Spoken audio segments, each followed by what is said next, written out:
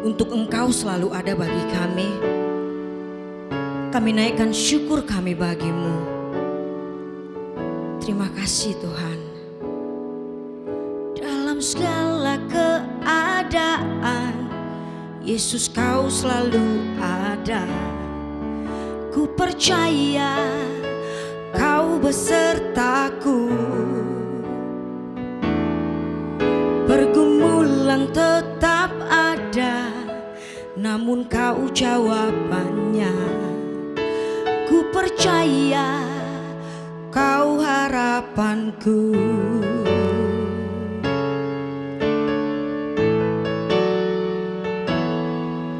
Dalam segala keadaan, Yesus Kau selalu ada.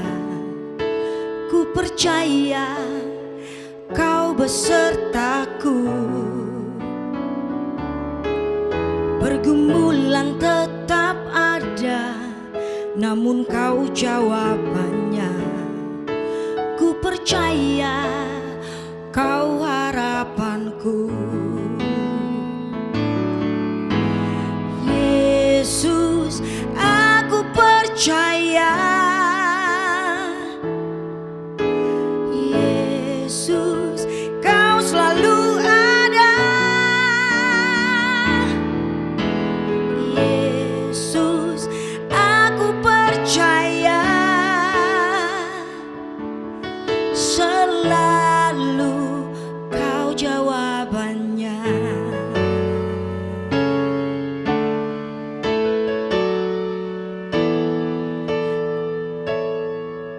Dalam segala keadaan, Yesus Kau selalu ada. Ku percaya Kau besertaku.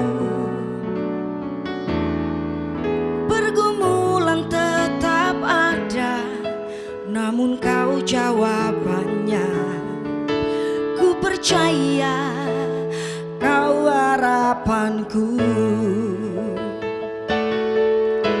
Yesus, aku percaya. Yesus, Kau selalu ada. Yesus, aku percaya. Selalu Kau jawabannya. Yesus, aku percaya. Yesus, Kau selalu ada. Yesus, aku percaya. Selalu Kau jawabannya.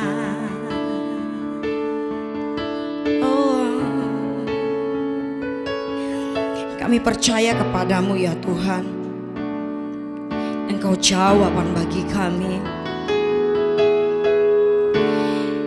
Kami bangga memiliki Allah yang seperti Engkau, yang kasih setianya selalu menyertai. Di dalam lembah sekalipun, di atas gunung, kami terlalu percaya kepadamu ya Tuhan. Engkau baik. Engkau sangat baik bagi kami Tuhan.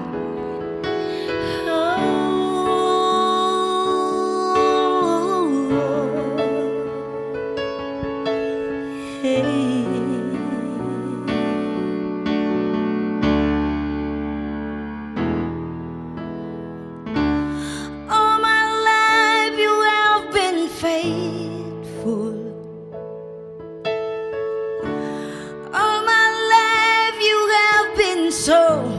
So good. With every breath that I am able, I will sing of the goodness of God. And all my life you have been faithful.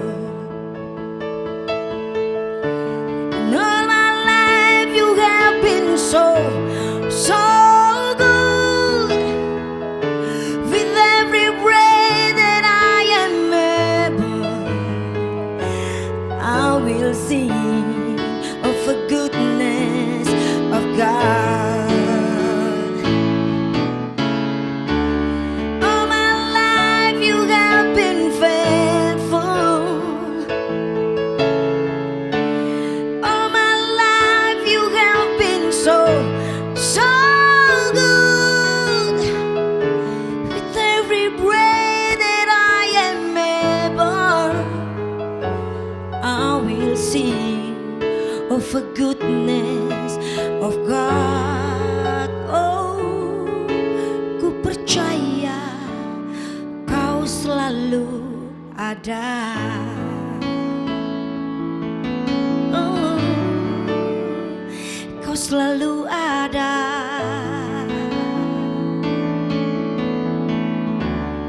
Terima kasih Tuhan.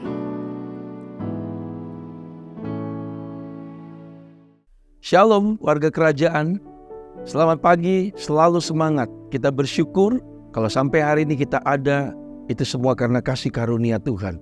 Mari kita akan berdoa bersama-sama. Bapa, kami mengucap syukur buat pagi yang indah ini atas kasih karunia yang Tuhan berikan kepada kami. Dan pagi ini kami akan mendengarkan renungan untuk belajar bertumbuh dalam iman kami. Pengenalan kami untuk semakin dewasa dan serupa dengan Tuhan di dalam nama Tuhan Yesus yang diberkati. Sama-sama katakan amin. Shalom warga kerajaan, sekali lagi mau sampaikan dalam bulan ini kita masih berbicara mengenai kasih yang mengubah dunia. Saya percaya ada banyak saudara sudah mendengarkan kebenaran firman Tuhan disampaikan oleh hamba-hamba Tuhan, dan saya yakin ini sudah memberkati dalam kehidupan daripada warga kerajaan dimanapun saudara menyaksikan daripada siaran pagi ini. Tapi hari ini saya akan berbicara di dalam satu, bukan hanya bicara tentang kasih yang mengubah dunia, tapi berbicara mengenai kasih vis murkah daripada Allah. Karena saya percaya sering kali kita sudah berbicara banyak mengenai tentang kasih, tapi kita tidak berbicara mengenai sifat daripada Allah, yaitu Dia juga adalah Allah yang adil. Dia akan menghukum setiap manusia yang tidak sungguh-sungguh untuk menerima dan percaya akan kasih Tuhan yang diberikan kepada kita. Saya akan bacakan beberapa ayat dalam firman Tuhan sebagai landasan perenungan pagi hari ini. Yohanes pasal yang ketiga, ayat yang ke-16 sampai 21. Nanti saudara bisa baca secara habis, saya akan lompat-lompat. Demikianlah firman Tuhan. Karena begitu besar kasih Allah akan dunia ini, sehingga Ia telah mengaruniakan anak yang tunggal, supaya setiap orang yang percaya kepadanya tidak binasa, melainkan beroleh hidup yang kekal. Ayat 17. Sebab Allah mengutus anaknya ke dalam dunia, bukan untuk menghakimi dunia, melainkan untuk menyelamatkannya oleh Dia. Ayat 18. Barang siapa percaya kepadanya, ia tidak akan dihukum. Barang siapa yang tidak percaya, ia telah berada di bawah hukuman, sebab ia tidak percaya dalam nama anak tunggal Allah. Nah saudara, kita perhatikan hari-hari ini Tuhan begitu sangat-sangat mengasihi daripada dunia ini. Alkitab berkata bahkan Dia memberikan anak yang tunggal. Dia melepaskan segala semua kodrat ilahinya. Bahkan Dia turun menjadi manusia, menjadi hamba, dan Dia mati di kayu salib untuk menebus daripada seluruh dosa umat manusia dan dosa kita, saudara. Nah ini membuktikan kasih Tuhan begitu luar biasa. Tujuannya apa, saudara? Tujuannya cuma satu. Dia merindukan apa yang saudara sudah alami dalam kehidupan kasih Tuhan yang sudah terima, yang mengubah kehidupan saudara. Saudara harus bagikan kepada orang-orang, kepada dunia ini yang hari-hari dalam keadaan yang sangat tidak baik. Firman Tuhan berkata, dunia semakin hari semakin jahat, semakin hari semakin tidak lagi hidup sesuai dengan firman Tuhan. Dan ini yang terjadi. Orang lebih menyukai kegelapan, orang lebih menyukai kejahatan, mencintai seluruh dunia. Padahal Alkitab berkata, semua dunia akan hancur, semua akan mengalami kegoncangan. Tapi ada satu firman Tuhan katakan, kerajaan Allah yang tidak tergoncangkan dalam kehidupan kita. Nah hari ini saya berbicara tentang kasih dan murka Allah. Artinya begini, apa yang saudara alami, yang saudara sudah terima, yang saudara membuat kehidupan saudara sudah mengecap semuanya. Kalau saudara tidak menghargai kasih karunia Tuhan, tidak sungguh-sungguh hidup dalam kebenaran firman Tuhan, ada murka Tuhan yang akan ditimpa. Walaupun murka ini tidak diberikan kepada kita sudah menerima kasihnya, tapi kalau kita tidak menghormati dan tidak menghargai dan tidak sesuai hidup dengan firman Tuhan, itu bisa terjadi buat kita semuanya, saudara. Karena ini berlaku buat semua manusia, karena Allah kita ada Allah yang adil. Dikatakan dalam Roma pasal yang kedua, saya akan bacakan firman ini. Dia berkata begini, maukah engkau menganggap sepi kekayaan kemurahannya, kesabaran dan kelapangan hatinya? Tidakkah engkau tahu bahwa maksud kemurahan Allah ialah menuntun engkau kepada pertobatan? Tetapi oleh kekerasan hatimu yang tidak mau bertobat, maka engkau menimbun murka Allah atas dirimu sendiri. Pada hari waktu mana murka dan hukuman Allah yang adil akan dinyatakan, Ia akan membalas setiap orang menurut perbuatannya, yaitu hidup kekal kepada mereka yang tekun berbuat baik, mencari kemuliaan, kehormatan, ketidakbinasan, tetapi murka dan geram kepada mereka mencari kepentingan sendiri yang tidak taat kepada kebenaran, melainkan taat kepada kelaliman. Penderitaan dan kesesakan akan menimpa setiap orang yang hidup berbuat jahat, pertama-tama orang Yahudi, tapi juga orang Yunani. Tapi kemuliaan, kehormatan, dan damai sejahtera akan diperoleh semua orang yang berbuat baik, pertama-tama orang Yahudi dan juga orang Yunani, sebab Allah tidak memandang bulu. Ini dia berkata, Tuhan berbicara kepada Rasul Paulus untuk menegur jemaat Roma. Dia berkata begini, kamu sudah menerima kasih karunia Tuhan, kesabaran, kebaikan Tuhan, kamu harus menghargai. Karena Allah itu adalah kasih memang, tapi Allah juga berbicara mengenai Allah yang adil. Murka Allah akan datang kepada orang yang tidak mau bertobat. Saudara, ini hanya berlaku buat orang yang tidak percaya kepada Tuhan, buat orang yang belum menerima kasih-Nya. Tapi kalau orang sudah menerima, kalau dia tidak sungguh-sungguh kembali kepada firman Tuhan, dan dia lebih mencintai kejahatan, hidup dalam kegelapan, saya mau katakan, itu bisa terjadi, tidak berlaku buat saudara. Walaupun memang firman berkata, apa yang dikatakan itu akan terjadi. Tapi saudara harus menghargai kasih karunia Tuhan. Nah, hari-hari ini, saya mengharapkan apa yang sudah terima dalam kehidupan saudara mengenai kasih Tuhan ini, kebaikan Tuhan, bagikan kepada orang-orang yang membutuhkan. Bahkan kehidupan saudara harus menjadi terang, kehidupan saudara harus menjadi berkat, kehidupan saudara harus menjadi kesaksian, hidup saudara harus menuntun orang-orang yang hari-hari ini sedang mengalami satu kegalauan, yang hari-hari mengalami tekanan, frustasi tentang dunia ini. Karena Alkitab berkata, dunia tidak semakin baik, kejahatan dan kebejatan semakin hancur. Tapi firman Tuhan berkata, karena kasih Allah yang membuat dunia akan diubahkan. Ini adalah tugas daripada warga kerajaan dimanapun saudara berada. Bagikan itu dalam keluarga, dalam kehidupan tetangga saudara, pemerintahan, di mana saudara berada.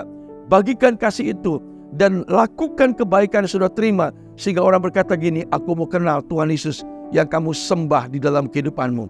Nah, hari ini saya akan bukakan sebagai ayat yang terakhir di dalam 2 Petrus pasal yang ketiga. Firman Tuhan berkata seperti ini, ayat yang ke-9 sampai dengan 10, saudara.